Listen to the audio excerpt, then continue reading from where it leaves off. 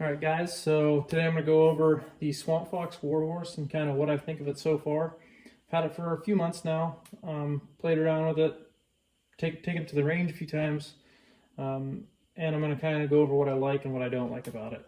So first, an initial overview. The Swampfox Warhouse is kind of their newest LPVO on the market. I believe it came out back in August or so. Right now it's a 1-to-6. They talk about doing 1-to-8 and 1-to-10 as well. But right now it's just 1-to-6. First focal plane, 34mm tube. And I guess one of the other differences between their other ones is it has the capped windage turret. So there's your basic overview. Now I'm going to tell you what my thoughts are. So initial impressions on it. It was a little heavy for my liking, but that's my complaint about just every scope right now. It just seemed a little too bulky, but I don't know anything about manufacturing scopes, so I'm sure there's a reason that they're this way right now. It just adds a lot of weight. Second thing, I noticed that capped windage, and I really liked it. Previously, I was using one of their arrowheads, and one of my complaints was that the dot for like showing your zero was just hard to see. And plus, with like windage, I like to use the reticle personally. So if you like to adjust windage, this might not be the right one for you. Other thing it has is capped, or it has adjustable elevation, but it has a zero stop. So once you push it down and lock it into place, it's not going to move. But pop it up, and you have very distinct clicks. This one is in mils, but very distinct clicks the whole time. And you can lock it into whatever position that you are, I guess, once you find your zero at whatever range, say you're engaging targets like 200-300 yards, and you find where you want to be at with it, you can just click that into place and be good to go.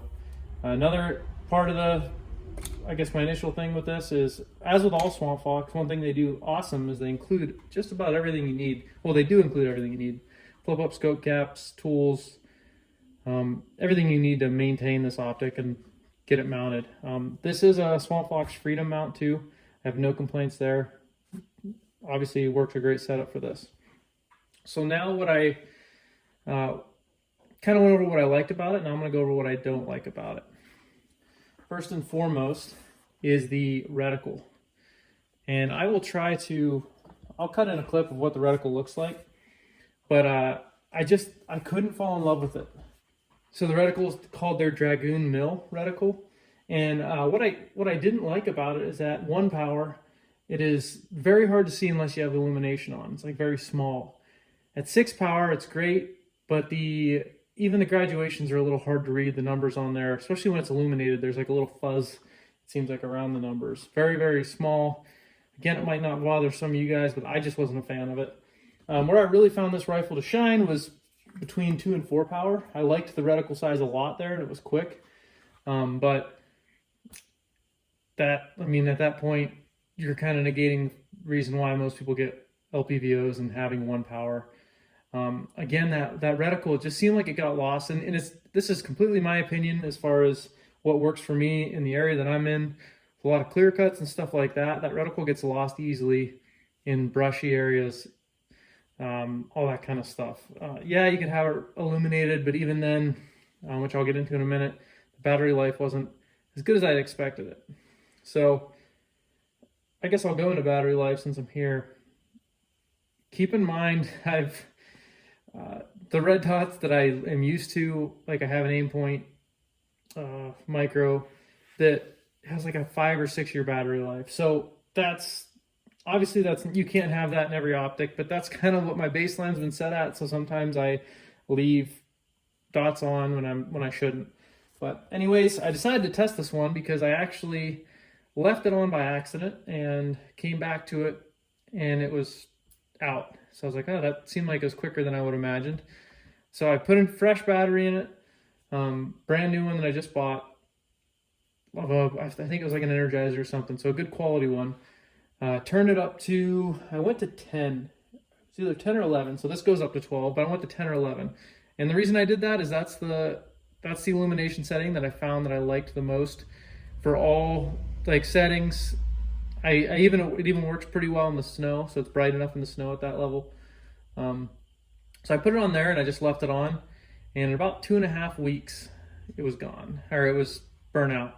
So needed a new battery. And honestly, I don't have a whole lot of other ones that I've tested this on, so I don't really know if that's good for these or not. But for me, I was a little disappointed. I would have liked to have it.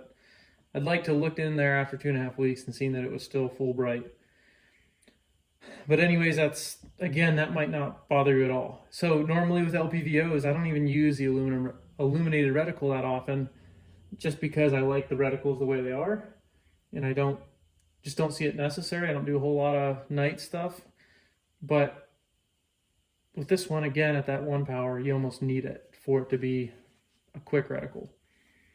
So one of the things I do like about it is the 34mm tube.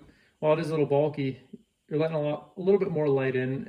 It's up in the air whether it's that noticeable or not, but either way. It also gives you a little more adjustment. But with a 5.56, how much adjustment do you really need? I didn't think I'd like the 1 to 6 power either, because I like 1 to 10s. But there's a few major advantages by going to 1 to 6 power. So if you're looking at an LPVO, one of the things you have to consider is that power range. And a good rule of thumb for power ranges on LPVOs is that top power, that 6, 8, or 10, divide that in half, and that's kind of what your effective range is with in yards. So if you got a 1 to 6 power, divide it by 6 by 2, 300 yards, that's where it works. Yes, you can make shots a lot farther than that if you want, but that's just kind of the rule of thumb, right? I mean, I have a 1 to 10 too, and I've shot out to 600, 700. Obviously, that breaks the rule there, but it's just not ideal, I guess. One of the things that 1 to 6 power does, though, is gives you a lot better of an eye box, a lot more eye relief, a lot more forgiving. With the 1 to 10s, I've noticed, especially when you're up at 10 power, you are kind of limited. Small movements, it starts to black out on the sides, all that. So it's give or take.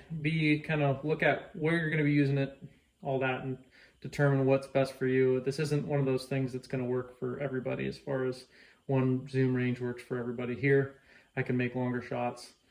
So it's just what I like anyways. But anyways, Swampfox Warhorse.